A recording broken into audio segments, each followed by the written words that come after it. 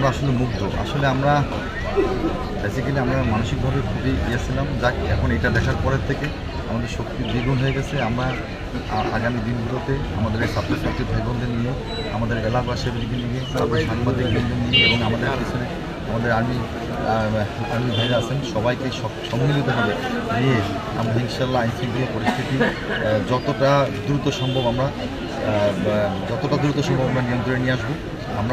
আমি আজকে রাস্তায় দেখলাম আমাদের ছাত্রছাত্রীরা যে কষ্ট করতেছে, আসলে এটা অমানবিক কষ্ট। এটা আসলে আমি অদ্ভুত। এবং আমরা দেখতেছি মানুষ কীভাবে লেনে চলে এক লেনে আসতেছে, অ্যাম্বুলেন্সের জন্য আলাদা লেন লাগতেছে। এটা আসলে শিক্ষণীয় একটা বিষয়। সবাই যদি আমরা আইন মেনে চলি, আসলে এই দেশে ইনশাল্লাহ কোনো ধরনের নৈরাজ্য ইনশাল্লাহ থাকবে না।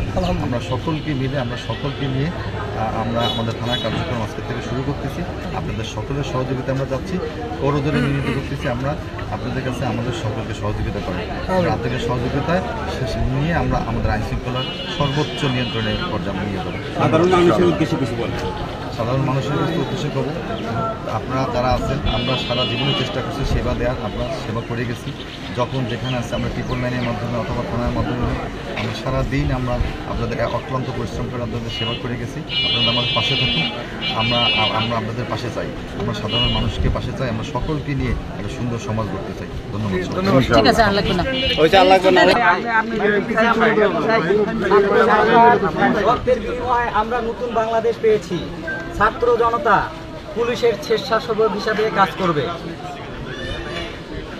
ছাত্র জনতার লাশের উপর দিয়ে কোনো রাজনৈতিক দল অরাজকতা সৃষ্টি করবেন না।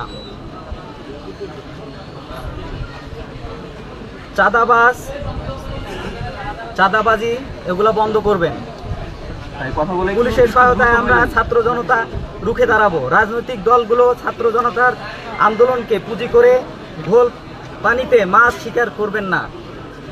আমাদের ছাত্ররা অনেক রক্ত দিয়েছে, এর বিনিময়ে আমরা আমাদের এই দেশটাকে আবার নতুনভাবে পেয়েছি।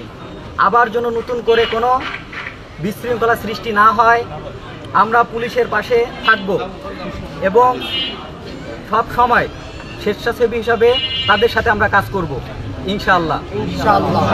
ওনারা যতদিন আমাদের পাশে চায় আমরা তাদের পাশে দাঁড়াবো এবং দাঁড়াতে আমরা রাজি।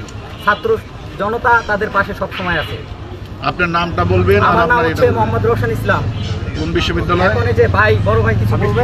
আপনি কি করেন? আমি স্টুডেন্ট, ঢাকা আলিয়া, এখন কামিল।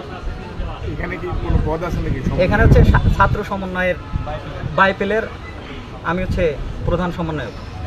আর আমার ভাই হচ্ছে ভাদাইলের। এখন ভাই কথা বলবেন।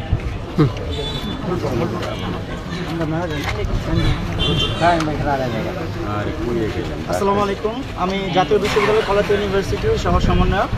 আমি আজকে আমার সকল শিক্ষার্থী বন্ধুদেরকে নিয়ে এসেছি আমাদের এই আশুলিয়া থানার যিনি নতুন এসএ বা ওসি স্যার আছে ওনাকে স্বাগত জানানোর জন্য।